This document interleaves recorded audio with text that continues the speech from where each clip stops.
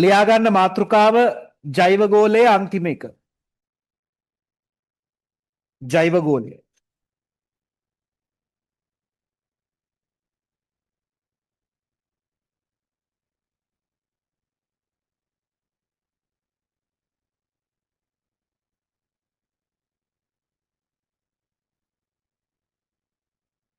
අහගන්න. ජෛව ගෝලය කිව්වහම ජෛව කියන්නේ ජීවී කියන එකනේ. ජීවීන් කියන්නේ පොඩි කාලේ ඉඳන් ඉගෙන ගන්නව මොනවද? ශාක, සතුන්, ශුද්‍ර ජීවි. ඕක දන්නවනේ අපි. ආයේක අමුතුවෙන් කියන්න තරම් මහා ලොකු සීන් එකක් නැහැ. රයිට්? හරි. ආගන්න. මේ ජෛව ගෝලය කියලා කියන්නේ ඇයි මොනවද කියන්නේ එහා පැත්තේ කාට? කහයි සුදු ඉරිරි ගවුම. එහා පැත්තේ කී ඊට හපන්. සුදු. සුදු ඇඳගෙන කළු ඇවිදි. ආගන්න. රයිට්. දැන් ජෛව ගෝලය කියලා කියන්නේ ජීවීන් සහිත කොටසනේ. දැන් ඔය අපි කලින් ඉගෙන ගත්ත ශිලා ගෝලය ඔය ඔක්කොම මූලික හැඳින්වීමක් විතරයි. ඕක ප්‍රයෝජනයට ගන්න, ඕක වැදගත් වෙන, ඕවා කොහොමද වෙන්නේ කියන එක සේරම කතා කරන්නේ ඊළඟ පාඩම් වලින්. ජෛව ගෝලයේ මූලික හැඳින්වීම විතරයි අපි මෙතනදී කතා කරන්නේ. ජීවීන්ට වායු ගෝලයේ ඉන්නත් පුළුවන්, ජල ගෝලයේ ඉන්නත් පුළුවන්, ශිලා ගෝලයේ ඉන්නත් පුළුවන්. යම් යම් සීමාවන් සහිතව. ඒ ශිලා ගෝලයේ හරය දක්වා යන්න බෑනේ ජීවීන්ට. වායු ගෝලයේ තාප ගෝලයේ දක්වාම ජීවීන්ට ඉන්න පුළුවන්ද? බෑ. ජල ගෝලයේත් උපරිම ගැඹුරු දක්වා මරියානාගාදේ ජීවීන් ඉන්න පුළුවන්. නමුත් සුලභ ජීවයක් තියනවද එහෙම? එහෙම නෑ. එහෙනම් සීමාවන් තියෙනවා. අන්න ඔය සීමාවන් සහිත කලාපය තමයි ජෛව ගෝලය කියන්නේ. මේක හැදෙනවා සංවිධාන මට්ටම් කීපයකින්. මොනවද සංවිධාන මට්ටම් කියන්නේ? හැදෙන ලෙවල්ස් තියෙනවා. දැන් ඔයාගේ ඉස්කෝලේ මොකක්ද පුතේ? ඉඳගෙන BMS බල්ලෝ මරණ ඉස්කෝලේ. ඒකනේ ඔවුලු. යකෝ උඹලගේ ප්‍රින්සිපල්ට ඇහුනොත් උඹ එහෙම්මම කියනවා කියලා. වෙන ළමයි ඉන්න නෑ සර් එහෙම නෑ කියලා කියන්නේ. BMS ද තාම කියන්නේ. මොකද්ද BMS කියන එකේ තේරුම දන්නවද? ඒක තේරුම අම්බ යන ඉස්කෝලේ තේරුම දැනගන්න එපා. B කියන්නේ මොකද්ද? M දන්නේ? M කියන්නේ මොංග. බැප්ටිස්ට් මොකද්ද? Missionary school. BMS. දැන් ඒ නම නෙවෙයිනේ බන් තියෙන්නේ මොකද්ද? සංගමිත්තා SSB. ඒකට අපි නම් ඒ කාලේ කිව්වේ සැරිසරන බැල්ලියෝ කියලා.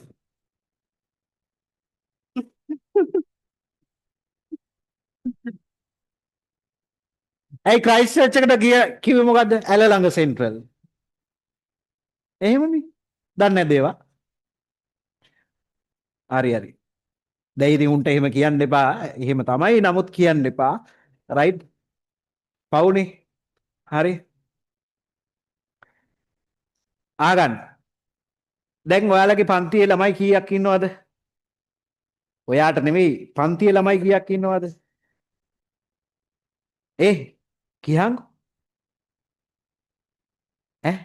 20ක්? බොරුද කොහෙද මේක වෙන ඉස්කෝලේකද කොහෙද? 20යිද ඉන්නේ? තාම බාරගත්තේ නැද්ද? බාරගත්තා. තාම අලුත්ද ඔයා? ඉස්කෝලේ කලින් කොහෙද ගියේ? මැටිහක්කේ. ඩොටේ. රයිට්. මේ ඔයා කොහෙද ඉස්කෝලේ? යටවත්තේ.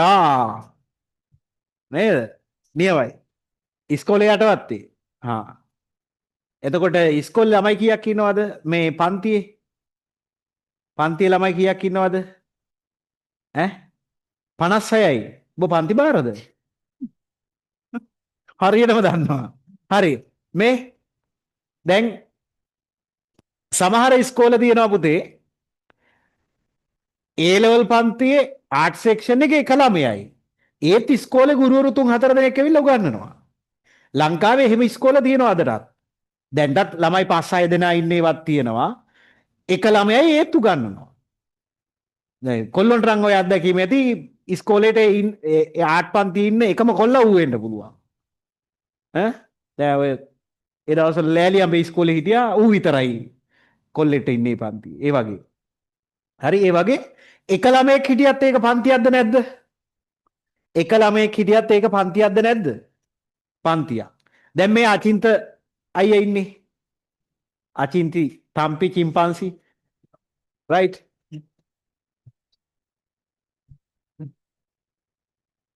හරි හරි බං. එතකොට දැන් මේ අචින්ත අයියත් මගේ පන්තිය ආවා. මුන්ගේ පන්තියේ හිටියේ දෙන්නයි. පන්තිය පටන් ගද්දි හිටියේ ළමයි දෙන්නයි. පටන් ගන්න දවසේ. උන්ගේ පන්ති පටන් ගන්නකොට. හරි? එතකොට මේ ඒත් ඒක පන්තියක්ද නැද්ද? ඒකත් ජියෝග්‍රෆි තමයි. ඒකත් අපි ওই විදිහටම ඉගෙනුවා. එදත් ඒ විදිහට උගන්වපු හින්දා තමයි අද මෙතන ආවේ. තේරෙනවද කියන එක? රයිට්. එතකොට ළමයි දෙන්නෙක් හිටියත් පන්තියක්. එකෙක් හිටියත් ඒක පන්තියක්. හරි? එකෙක් හිටියත් ඒක පන්තියක්. මට කියන්න ජෛව ගෝලය හැදෙන්න මුලින්ම ඕනේ ජීවීන් කී දෙනාද? මුලින්ම ඕනේ ජීවීන් කී දෙනෙක්ද? එක්කෙනයි ඕනේ. අන්න සංවිධාන මට්ටම පටන් ගන්න තැන තමයි එකෙක්. මොකද්ද සංවිධාන මට්ටම පටන් ගන්න තැන? එකෙක්. රයිට්? සංවිධාන මට්ටම පටන් ගන්න කී දෙනෙක්ගෙන්ද? එක්කෙනෙක්ගෙන්. අපි යාට ජීවියා කියලා කියනවා. එහෙම නැත්නම් ඒකයික ජීවියා කියලා කියනවා. මොකෙක් හරි එකෙක්. එයා ශාකයක් වෙන්නත් පුළුවන්. එයා සතෙක් වෙන්නත් පුළුවන්. එයා ශුද්‍ර ජීවියෙක් වෙන්නත් පුළුවන්. මොකෙක් හරි එකෙක්. පළවෙනි සංවිධාන මට්ටම මොකද්ද? ඇන්නේ ජීවියා. එහෙම නැත්නම් හැමෝම කියන්න. හැමෝම කියන්න. ඒකයික ජීවියා කියන්නේ මොකෙක් හරි එකෙක්. කියන්න හැමෝම. මොකෙක් හරි එකෙක් කියන්න. මොකෙක් කියන්නේ එක්කෝ ශාකයක්, එක්කෝ සතෙක්, නැත්නම් ශුද්‍ර ජීවි. උදාහරණයක් විදිහට යාල වනෝද්‍යානයේ ඉන්න අලියෙක්. ඌ එකෙක්. සිංහරාජ වනාන්තරයේ ඉන්න නැත්නම් තියෙන මැහෝගනී ශාකයක්. එකෙක්. සහරා කාන්තාරයේ දිලීරයක්. එක ශුද්‍ර ජීවියෙක්. මොකෙක් හරි එකෙක්. එකයි ඉන්න ඕන. මෙන්න ඊළඟ සංවිධාන මට්ටම. ඊළඟ සංවිධාන මට්ටම අපි කියනවා ගහණය කියලා. මොකද්ද ඊළඟ සංවිධාන මට්ටම කියන්න පුතේ? ඇයි? එට තලනෝතෝ ගියේ. ආගනි. කොඳුයට. මේ ආගන්න පුතේ. පළවෙනි එක ජීවියා ඒකයික ජීවියා. දෙවෙනි සංවිධාන මට්ටම මොකද්ද හැමෝම කියන්න? ඇහෙන්නේ නැහැ. ඇහුන්නේ නැහැ. ගහණය. ගහණය කියන වචනය මීට කලින් ඇහිච්ච තැනක් කියන්න මොන ගහණයද? ජනගහණය. ජනගහණය කියලා කියන්නේ මිනිස් සමූහයකට. ජනගහණයක ඉන්නවද බල්ලපූසෝ? ජනගහණයක රිලව් ඉන්නවද? ජනගහණයක ඉන්නවද? නෑ. ජනගහණයක ඉන්නේ මොන ගහණයක්ද? ජනයාගේ ගහණයක්. ජනයා කියන්නේ මිනිස්සු, ගහණය කියන්නේ සමූහයකට මිනිස් සමූහයක්. එතකොට මට කියන්න ගහණයක් ඇතුලේ ඉන්නේ එක එක જાතියේ උන්ද එක જાතියේ ගොඩක්ද? එක જાතියේ ගොඩක්. ගහණයක් කියන්නේ මොකද්ද? එක જાතියේ ගොඩක්. තේරෙනවද කියන එක? රයිට්. එහෙනම් සිංහරාජ වනාන්තරයේ තියෙන සියලුම මෙහෝගනී ශාක ගහණය. යාල වනෝද්‍යානයේ ඉන්න සේරම අලි ගහණය. විල්පත්තුවේ ඉන්න සේරම කොටි ගහණය. රයිට් මේ විදිහට පුතේ ශාක සත්ව ශුද්‍ර ජීවී ඕනම කාණ්ඩයක එක විශේෂයක සමූහයකට කියනවා මොකක් කියලාද? ගහනයක් කිය. තේරෙනවද කියන එක? රයිට්. ඊළඟට ඊළඟට ඊළඟ සංවිධාන මට්ටමට අපි කියනවා ඊළඟ එකට කියනවා ප්‍රජාව කියලා. මට කියන්න සිංහරාජයේ ඉන්නේ සිංහරාජ තියෙන්නේ මැහෝගනී විතරද? නෑනේ. යාල ඉන්නේ අලි විතරද? සහරා කාන්තාරයේ තියෙන්නේ දිලීර විතරද? නෑ තව තව ශාක සතුන් ඒ වගේම ශුද්‍ර ජීවී කාණ්ඩවලට අයිති ජීවී ගහනයන් ගොඩක් ඉන්නවද නැද්ද? තව තව ඉන්නවා. ඔය සේරම ගහනවල එකතුව. ඒ කියන්නේ කිසියම් නිශ්චිත ප්‍රදේශයක ජීවත් වෙන ශාක සත්ත්ව ශුද්‍ර ජීවී කියන කාණ්ඩ තුනේම සේරම විශේෂවල සියලුම ගහනයන් වල එකතුවට කියනවා ඒකේ ඉන්න ජීවී ප්‍රජාව. උදාහරණයක් විදිහට සිංහරාජ වනාන්තරයේ ශාක සත්ත්ව ශුද්‍ර ජීවී කියන කාණ්ඩ තුනේම සේරම ගහනයන්ගේ එකතුව ප්‍රජාව කියලා කියනවා. මට කියන්න ප්‍රජාව ඇතුලේ ශාකත් ඉන්නවා නම් ප්‍රජාව ඇතුලේ සත්තුත් ඉන්නවා නම් ප්‍රජාව ඇතුලේ ශුද්‍ර ජීවීනුත් ඉන්නවා නම් මේකට ඊළඟ සංවිධාන මට්ටමේදී තව එකතු වෙන්න ඉන්නේ කවුද? ශාකත් තියෙනවා නම් සත්තුත් ඉන්නවා නම් ශුද්‍ර ජීවීනුත් ඉන්නවා නම් ඊට අමතරව ආය කවුද එකතු වෙන්නේ? කවුද ආය එකතු වෙන්නේ? ඊට අමතරව රයිට්. දැන් ඔයා ජීවියෙක් මට කියන්න ඔයාට මේ ලෝකේ බාහිර පරිසරයේ අජීවී ලෝකේ නැතුව ඉන්න පුළුවන්. ඔක්සිජන් නැතුව ඉන්න පුළුවන්ද? හිරු එළිය නැතුව ඉන්න පුළුවන්ද? ජලය නැතුව ඉන්න පුළුවන්ද? පස අන්න ඒ කියන අජීවී පරිසරයක එකතු වුණාම අපි කියනවා මොකද්ද? පරිසර පද්ධතියක් කියලා. රයිට්? ඔන්න අහගන්න සිංහරාජ වනාන්තරයේ වාසය කරන ඉස්සරහකට ලව් කරන කළුයි සුදු යනන් ඉන්න පුතා අහගනි. ඌ අරූගේ උරිස්සට මේ වෙලා මොනවා කරනවද දන්නේ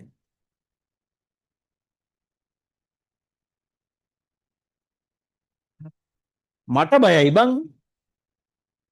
අහගන්න මේ ප්‍රජාවක් කියන්නේ කිසියම් නිශ්චිත ප්‍රදේශයක වාසය කරන ශාක සත්ව ශුද්‍ර ජීවී කියන කාණ්ඩ තුනේම ජීවීන්. ඔය කාණ්ඩ තුනේම ජීවීන් අජීවී පරිසරයත් එක්ක එකතු වුණාම ඒ හැදෙන එකකයට කියනවා පරිසර පද්ධතියක්. සිංහරාජ වනාන්තරයේ සියලුම ජීවීන් අන්තර් සම්බන්ධකම් තියාගෙන ඉන්න අජීවී කෑල්ල එකතු වුණාම සිංහරාජ වනාන්තර පරිසර පද්ධතිය කියලා කියනවා. රයිට්. මට කියන්න තව මේකට එකතු වෙන ඊළඟ සංවිධාන මට්ටම මොකක්ද? තවත් ඒවා තියෙනවද? ඔව්. තව එකක් තියෙනවා. ඒකට අපි කියනවා බියෝම කියලා. රයිට්. මොකද්ද බියෝමයක් කියන්නේ? ඔය බියෝම කියන සංකල්පය මට යුනිවර්සිටිය ගිහිල්ලවත් තේරුම් ගන්න සෑහෙන කාලයක් ගියා. ඒ ලෙවල් පන්තියේදී නම් මට තේරුන්නේ නැහැ. හැබැයි මම අද ඔයාලට මේක පැහැදිලි කරලා කියලා දෙන්නම්.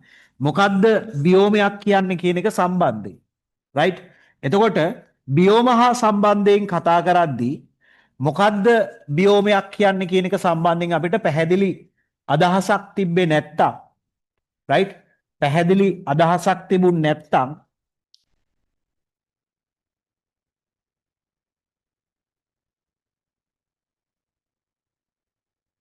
රයිට් ආගන්න මොකද බා ඈ ආගන්න මොකද බා මිරිකුවද කාගේවත් නෑනේ මේ ආගන්න දැන් මොකද ඇයි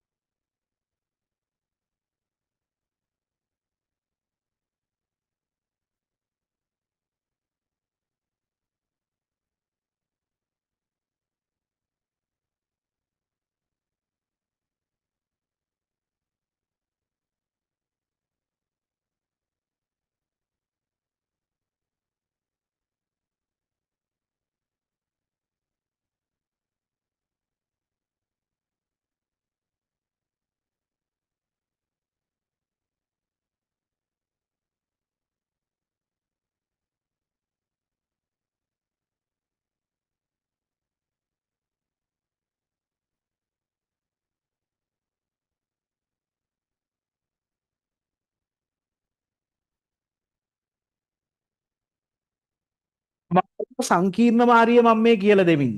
දැන් හොඳට මතක තියාගන්න. ජීවියා කියන්නේ එකෙක්, මොකෙක් හරි එකෙක්. ගහනයක් කියන්නේ එක જાතියක ගොඩක්. එක જાතියක ගොඩක්. ප්‍රජාව ඇතුලේ ශාක සතුන් ශුද්‍ර ජීවීන් කියන කාණ්ඩ තුනේම අය ඉන්නවා. කාණ්ඩ තුනේම උන් ඉන්නවා. රයිට්? පරිසර පද්ධතිය කියන්නේ ඔය කාණ්ඩ තුනේම ජීවීන් ගනුදෙනු කරන අජීවී පරිසරයකට එකතු වුණාම හැදෙන යුනිට් එක තමයි පරිසර පද්ධතිය.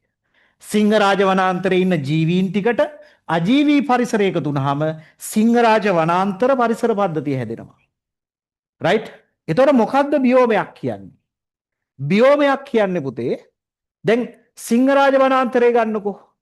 අපිට මේ සිංහරාජ සිංහරාජ විතරද ලෝකේ තියෙන ඒ ජාතිය වනාන්තරයක් වෙන්නේ.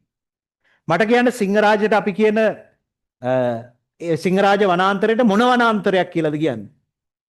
මොන වනාන්තරයක්ද? අහලා නැහැ. සිංහරාජ මොන වනාන්තරයක් කියලාද කියන්නේ? වැසි වනාන්තරයක්. සිංහරාජ මොකද්ද? වැසි වනාන්තරය. ලෝකේ තියෙන එකම වැසි වනාන්තරය සිංහරාජෙද? මොකක්ද ආය අහලා තියෙන එකක් කියන්නේ? ඇමසන්. මේ සිංහරාජ වගේම ඒ දේශගුණේම තියෙන ඒ වගේම ජීවීන් ඉන්නවා ඇමසන් වනාන්තර. අප්‍රිකාවේ කොංගෝ වනාන්තරේ, නැගෙනහිර මැඩගස්කරේ, ඉන්දුනීසියාවේ, මැලේසියාවේ, පැපුවා නිව්ගිනියාවේ, දකුණු පිලිපීන් දූපත්වල, බෝනියෝ දූපත්වල මේ හැමතැනම වෙන වෙනම තියෙන වැසි වනාන්තර පරිසර පද්ධති තියෙනවා. වැසි වනාන්තර පරිසර පද්ධති තියෙනවා. ඔය වැසි වනාන්තර පරිසර පද්ධතිවල තියෙන එක හා සමාන ලක්ෂණ. එක වගේ ජීවීන් ඉන්නේ. දැන් උදාහරණයක් විදිහට වැසි වනාන්තරවල මැහෝගනී කියන ශාකය තියෙනවා. මැහෝගනී තියෙන්නේ ලංකාව විතරක් නෙවෙයි ඇමසන් වලත් තියෙනවා. කොංගෝ වලත් තියෙනවා. මැඩගස්කර් වලත් තියෙනවා. ඉන්දුනීසියාවෙත් තියෙනවා. පැපුවා නිව්ගිනියාවෙත් තියෙනවා. පිලිපීනෙත් තියෙනවා. හැමතැනම සමාන ලක්ෂණ තියෙන්නේ. රයිට්? තව උදාහරණයක් ගන්න. ලෝකේ තියෙන විශාලතම කාන්තාරය මොකද්ද? ලෝකේ තියෙන විශාලතම කාන්තාරය මොකද්ද? මොකක්ද කාන්තාරය? සහරා. සහරා කාන්තාරය විතරද ලෝකයේ තියෙන එකම කාන්තාරය? මේන් සහරා කාන්තාරය ලෝකේ විශාලතම කාන්තාරය. හැබැයි මැද පෙරදිග අරාබි කාන්තාරයක් තියෙනවා. ඉන්දියාවේ තාර කාන්තාරයක් තියෙනවා. චීනයේ තක්ලමකාන් කාන්තාරයක් තියෙනවා. මොංගෝලියාවේ ගෝබි කාන්තාරයක් තියෙනවා. නැගෙනහිර කැස්පියන් කාන්තාරයක් තියෙනවා. බටහිර ඕස්ට්‍රේලියා කාන්තාරයක් තියෙනවා. කලහාරි කාන්තාරයක් තියෙනවා. දකුණු ඇමරිකාවේ අටකාමා කාන්තාරයක් තියෙනවා. දකුණු ඇමරිකාවේ පැටගෝනියා කාන්තාරයක් තියෙනවා. කැලිෆෝනියා ඇරිසෝනා කාන්තාරයක් තියෙනවා. මේ ඔක්කොම එක හා සමාන ලක්ෂණ තියෙන කාන්තාර පරිසර පද්ධති. උෂ්ණත්වය අධිකයි. වර්ෂාපතනය අඩුයි. රයිට්? පතොක් වගේ ඊටාම ඒ කියන්නේ අර ශුෂ්ක බවට ඔරොත්තු දෙන ශාක විතරයි තනින් තන උනක් තියෙන්නේ. රයිට්? අන්න සමාන ලක්ෂණ තියෙන පරිසර පද්ධති වල එකතුවක්.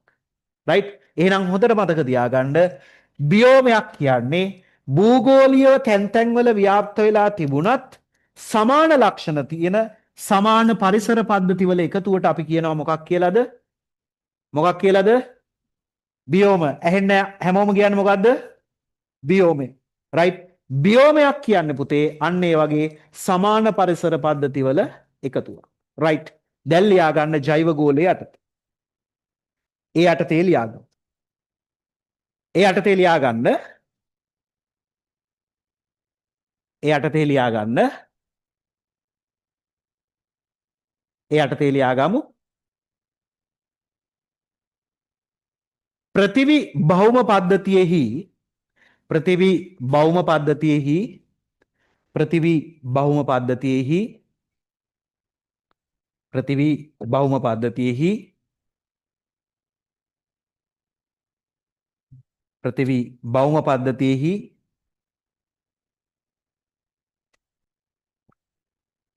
ජීවීන් සහිත කලාපය ජීවීන් සහිත කලාපය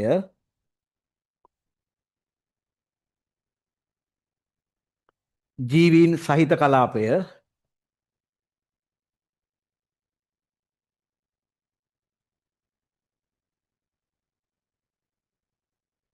ජෛව ගෝලය ලෙස හැඳින්වේ. ජීවීන් සහිත කලාපය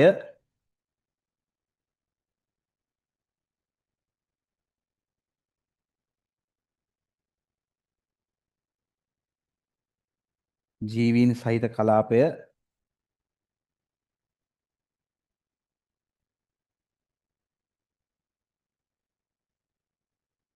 ජෛව ගෝලය ලෙස හැඳින්වේ.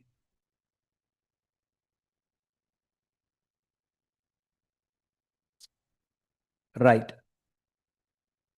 ජෛව ගෝලය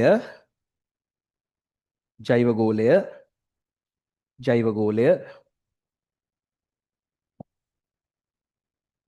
වායු ගෝලය තුලත් වායු ගෝලය තුලත් වායු ගෝලය තුලත්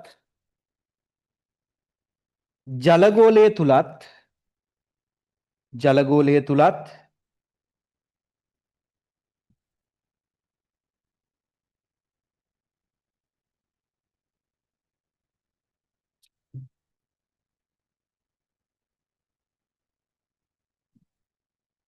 ශිලා ගෝලය තුලත් ශිලා ගෝලය තුලත්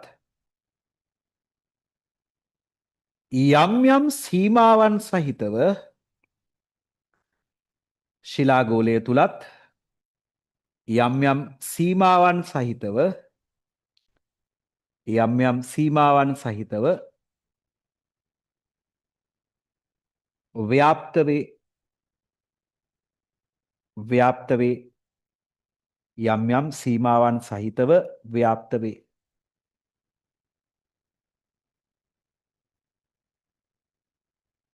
එසේම ජෛව ගෝලය එසේම ජෛව ගෝලය එසේම ජෛව ගෝලය පැහැදිලිව හඳුනාගත හැකි පැහැදිලිව හඳුනාගත හැකි පැහැදිලිව හඳුනාගත හැකි සංවිධාන මට්ටම්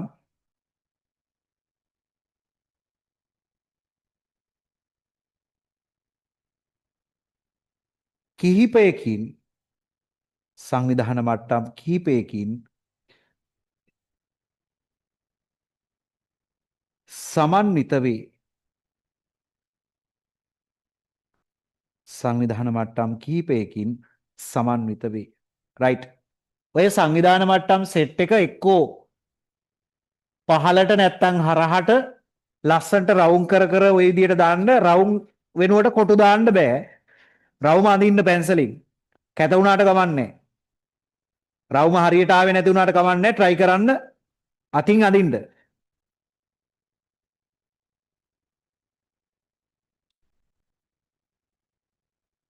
සර් බොයිස්ලාගේ පැත්තේ ඉන්න කොල්ලෙක් හොටු කෑල්ලක් කනවා අපි දැක්කා. ඇයි ඔය කොල්ලොන්ගේ හොටු කන ඒවා බල බල ඉන්නේ උඹලා? නේද? අනේ මුන් නේද බං? සර් කුකුලද බිත්තරේද මුලින්ම ආවේ ලෝකෙට? ඇටේ. ඒ කියන්නේ අර කුකුල කන මේ පොඩි තියෙන්නේ බිත් මොනවද වී ඇට ඒ වගේ ඒවා. සර් ඇයි ඔයා හැම වෙලේම වතුර බොන්නේ? උගන්නලා බලපංකෝ.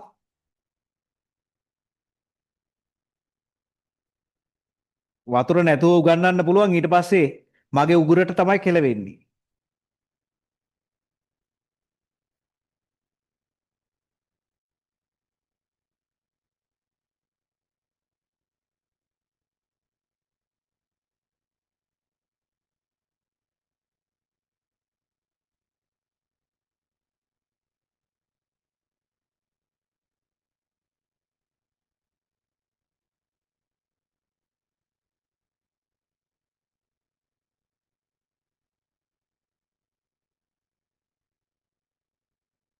ඒක හොඳ තර්කයක්.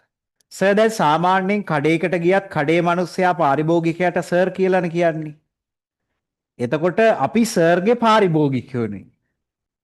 එතකොට සර් අපිට බැරිද සර් කියන්න? රෑවෙයි ටිකක්. සර් කියන්න.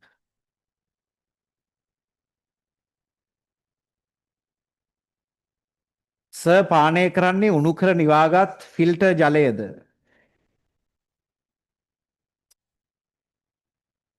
නෑ කසිප්පු තියෙන්නේ ඔය පාටමනේ.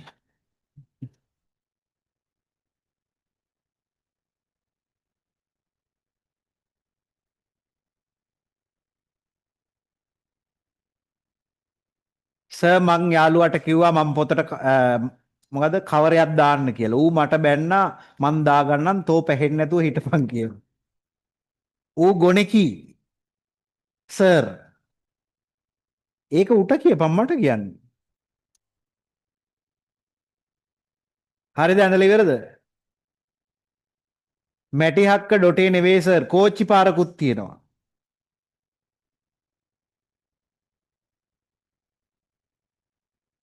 අපායට යන්නද?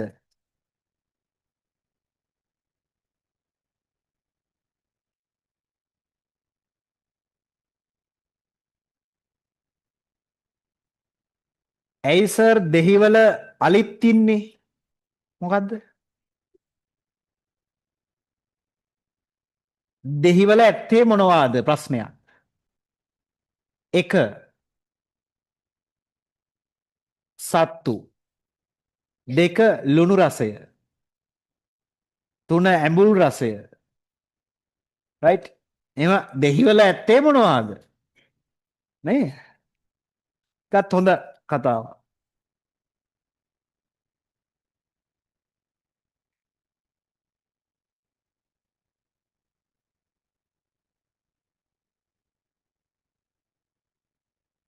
ඇයි සර් අර අයියට ඔහොම කියන්නේ? අචින්තටද? අංජන සර් තමයි ඔක පටන් ගත්තේ මන් නෙවෙයි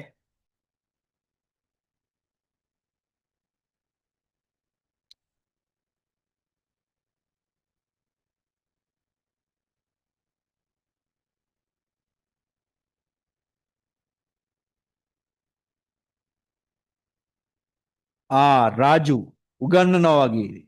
කවුද බා රාජු?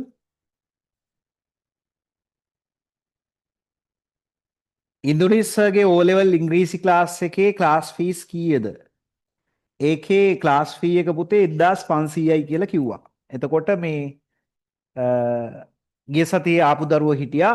ගිය සතියේ යන්න බැරි වුණා නම් මේ සතියේ අපි කිව්වනේ ගිය සතියේ ඉස්කෝලේ තියෙද්දිත් අපි පටන් ගන්නවා. නමුත් පොඩි කොටසක් ඉගෙනුවා කියලා කිව්වා. එතකොට මේ සතියේ ඉඳන් හෙට ඉඳන් සම්බන්ධ වෙන්න පුළුවන්. ආය තව මාසයක් හමාරක් ගිලස දැන් බැරිද කියලා අහන්න එපා. හරි? හෙට යන්න. හෙට උදේ 8:00.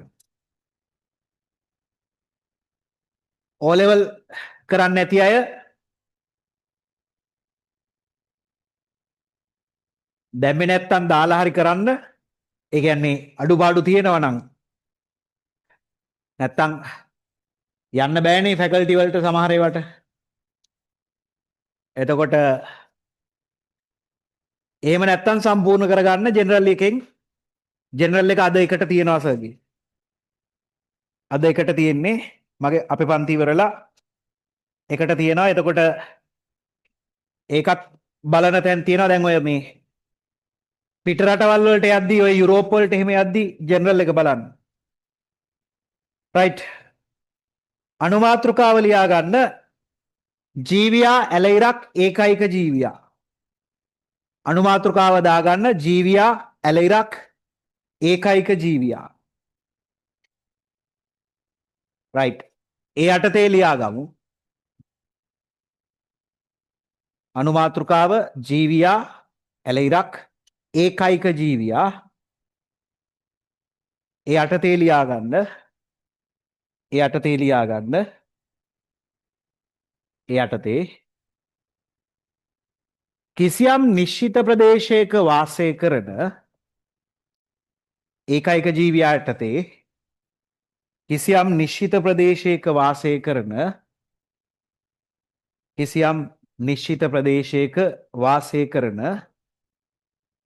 කිසියම් නිශ්චිත ප්‍රදේශයක වාසය කරන නිශ්චිත ප්‍රදේශයක වාසය කරන එක් විශේෂයකට අයත් එක් විශේෂයකට අයත් එක් විශේෂයකට අයත් එක් විශේෂයකට අයත් තනි ජීවියෙකු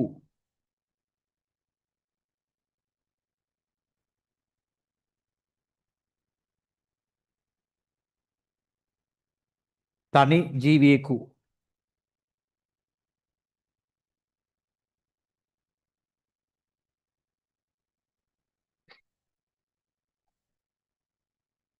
තනි ජීවියෙකු ඒකයික ජීවියා ලෙස හැඳින්වේ. ඒකයික ජීවියා ලෙස හැඳින්වේ. ඒකයික ජීවියා ලෙස හැඳින්වේ.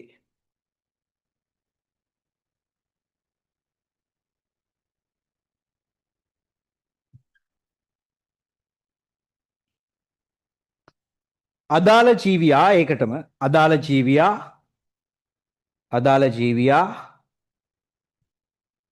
අදාළ ජීවියා ශාකයක් සතෙකු හෝ අදාළ ජීවියා ශාකයක් සතෙකු හෝ ශාකයක් සතෙකු හෝ ශුද්‍ර ජීවියෙකු ශාකයක් සතෙකු හෝ ශුද්‍ර ජීවියෙකු ශාකයක් සතෙකු හෝ ශුද්‍ර ජීවියෙකු විය හැකිය. ශුද්‍ර ජීවියෙකු විය හැකිය.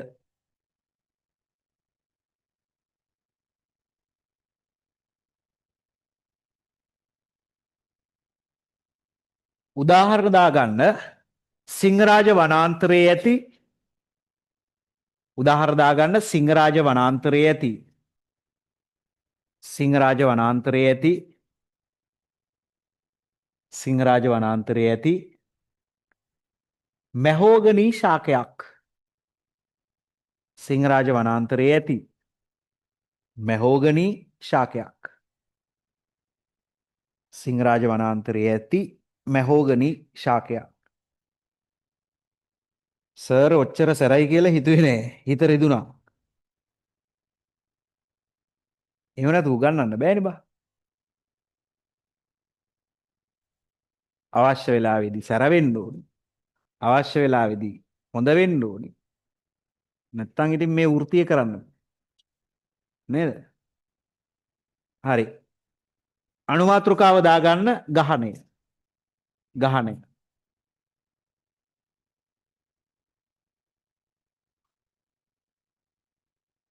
අනුමාත්‍රකාව දාගන්න ගහණය. ඒ යටතේ ලියා ගමු. ගහණය යටතේ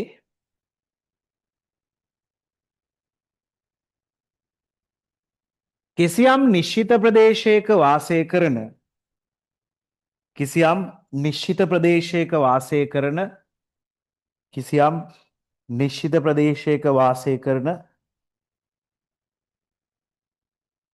කිසියම් නිශ්චිත ප්‍රදේශයක වාසය කරන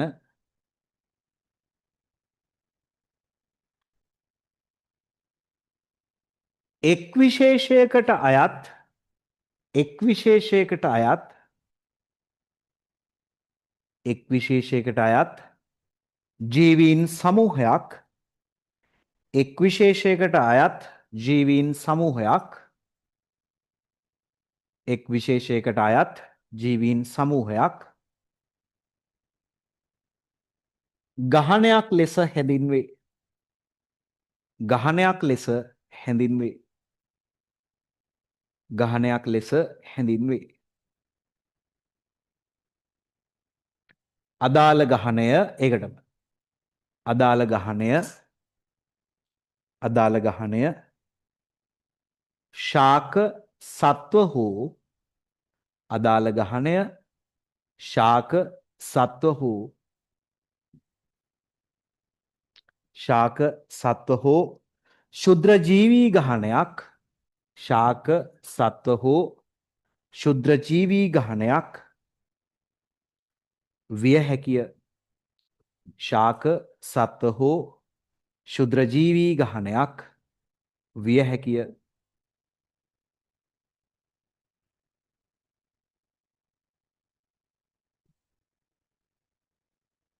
උදාහරණ දාගන්න. සිංහරාජ වනාන්තරයේ ඇති මැහෝගනී ශාක ගහණය. සිංහරාජ වනාන්තරයේ ඇති මැහෝගනී ශාක ගහණය. උදාහරණ දාගන්න. සිංහරාජ වනාන්තරයේ ඇති මැහෝගනී ශාක ගහණය. මැහෝගනී ශාක ගහණය. right.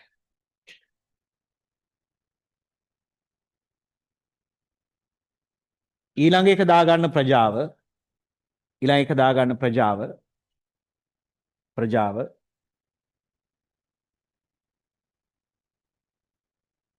ඒ යටතේ ලියා ගන්න. ප්‍රජාව යටතේ. ප්‍රජාව යටතේ ලියාගමු. කිසියම් නිශ්චිත ප්‍රදේශයක වාසය කරන ප්‍රජාව යටතේ. ප්‍රජාව යටතේ කිසියම් නිශ්චිත ප්‍රදේශයක වාසය කරන කිසියම් නිශ්චිත ප්‍රදේශයක වාසය කරන කිසියම් නිශ්චිත ප්‍රදේශයක වාසය කරන ශාක සත්ව හා ශාක සත්ව හා ශාක සත්ව හා ශුද්‍රජීවී ශාක සත්ව හා ශුද්‍රජීවී ගහනයන්හි එකතුව ශාක සත්ව හා ශුද්‍රජීවී ගහනයන්හි එකතුව කෝ බඩු කොලේ ගහන්නේ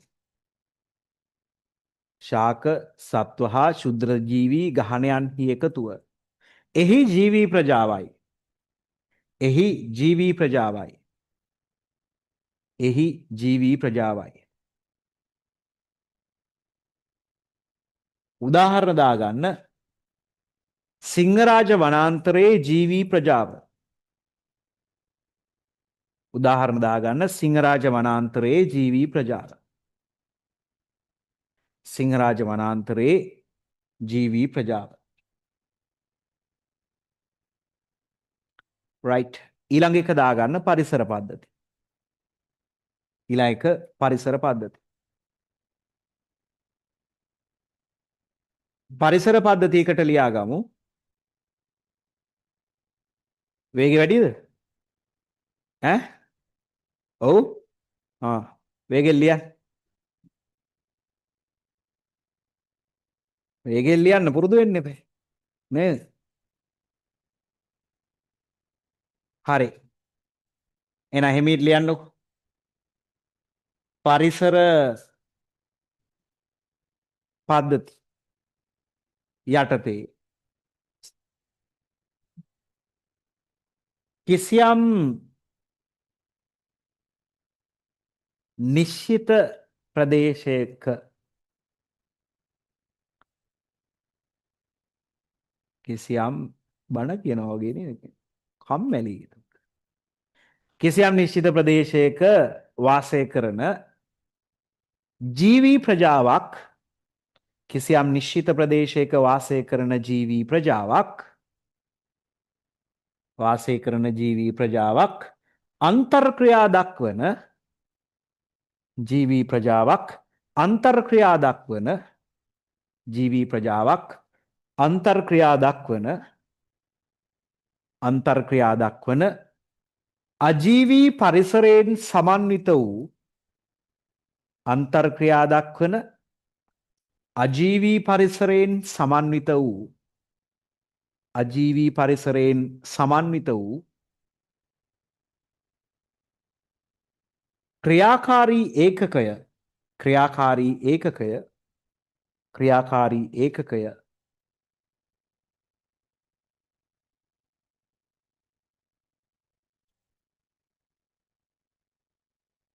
පරිසර පද්ධතියක් ලෙස හැඳින්වේ පරිසර පද්ධතියක් ලෙස හැඳින්වේ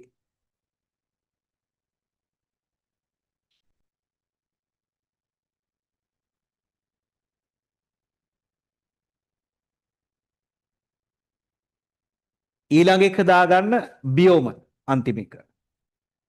අන්තිම එක දාගන්න බියෝම.